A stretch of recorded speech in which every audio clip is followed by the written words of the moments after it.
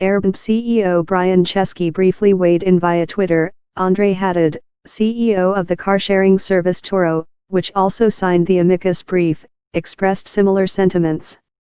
The serial entrepreneur fled Beirut, Lebanon for Paris after his family home was bombed during the Lebanese civil war, before eventually immigrating to the U.S. Haddad contends Turo would be an inferior experience were it not for the diverse makeup of the company's employees and car owners who share their cars with over 5 million users.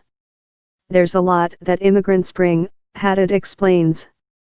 I think with immigrants, and refugees in particular, we get the benefits of having people who over-index on the entrepreneurial spirit. I'm convinced we should welcome these people not just from a moral standpoint but also from a financial standpoint. Indeed, despite the White House's nationalistic stance, one that also has come down harder on illegal immigrants more recently by separating immigrant children from their families, immigrants continue to play an important role in Silicon Valley innovation. Roughly 50% of the country's unicorns, private companies with $1 billion plus valuations, had at least one immigrant founder at the helm, according to a report from March 2017 published by the National Foundation for American Policy. I do think the decision moves the country in the wrong direction for two reasons.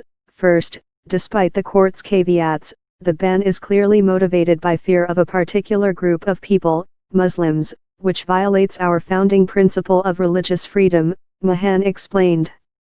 Second, it continues the long-term trend toward consolidating power within the executive branch, which is something our founding fathers greatly feared. If Mahan is correct, that certainly doesn't spell good news for sectors like tech, regardless of whether such moves have a short-term impact on innovation.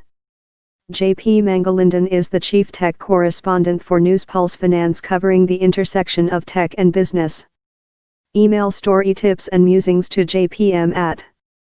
Follow him on Twitter or Facebook. More from JP.